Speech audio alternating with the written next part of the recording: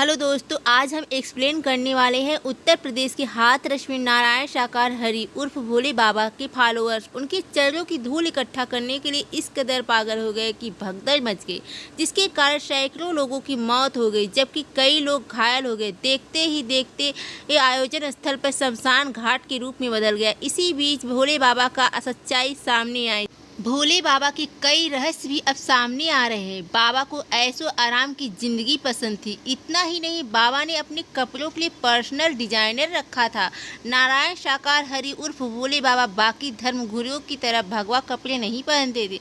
उन्होंने अपने कपड़े और जूते के लिए विशेष रूप से डिजाइनर रखा हुआ था। नारायण साकार हरि को सफ़ेद सूट और सफ़ेद जूते में नज़र आते थे। कभी कभी वो सफ़ेद कुर्ते और पैजामे में भी नज़र आते थे। बाबा एकदम टीप टाप अंदाज में रहते थे। वो ऐशो आराम की ज़िंदगी जीते थे। नारायण साकार हरि उर्फ भोले बाबा के पास खुद के सेवादारों की आर्मी भी है। तमाम गांव के लोग घर के बाहर चारपाई पर भी अस्थायी रूप से खाने पीने का सामान की दुकान लगा लेते थे। लेकिन मंगलवार को पानी और खाद्य पदार्थ दुकान गांव के लोग सजाते हैं, जिससे बाबा के आश्रम में आने वाले श्रद्धालुओं की भीड़ लगी रहती है। भोले बाबा के सत्संग का आयोजन जब भी होता था, उनके सेवादारों की आर्मी सत्संग की सुरक्षा व्यवस्था, पानी आदि की व्यवस्था सुनिश्चित करती है। सेवादारों की आर्मी में महिलाएं भी शामिल होती हैं। जहां भी कथा का आयोजन होता है, वहां मैदान की सफाई का कार्य महिलाओं सेवादारों के द्वारा किया जाता है। वहीं पुरुष हाथ में बेंत लेकर सीटी बजाते हुए परिवहन की सुरक्षा व्यवस्था सुनिश्चित करते हैं।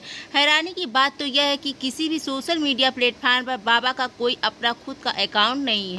बता दें, भोले बाबा की समर्थक नमस्ते की जगह परम पिता परमेश्वर की संपूर्ण ब्रह्मांड में सदा सदा के लिए जय जयकार हो यही कहते थे। भोले बाबा के सत्संग में पूरी व्यवस्थाएं स्वयं सेवक के हाथ में रहती थी। उनके जाने से पहले स्वयं सेवक कार्यक्रम स्थल पर पहुंच जाते थे। बाबा के बहुत से शिष्य पुलिस में हैं। वे सत्संग के समय पर छुट्टी लेकर आते हैं और बाबा की फ्लीट को वे एक्सार्ट करते हैं। और तो दोस्तों, ये जानकारी कैसी लगी? क्या ये सच में बाबा हैं या ढोंगी है? आप हमें कमेंट बॉक्स में ज़रूर बताइएगा।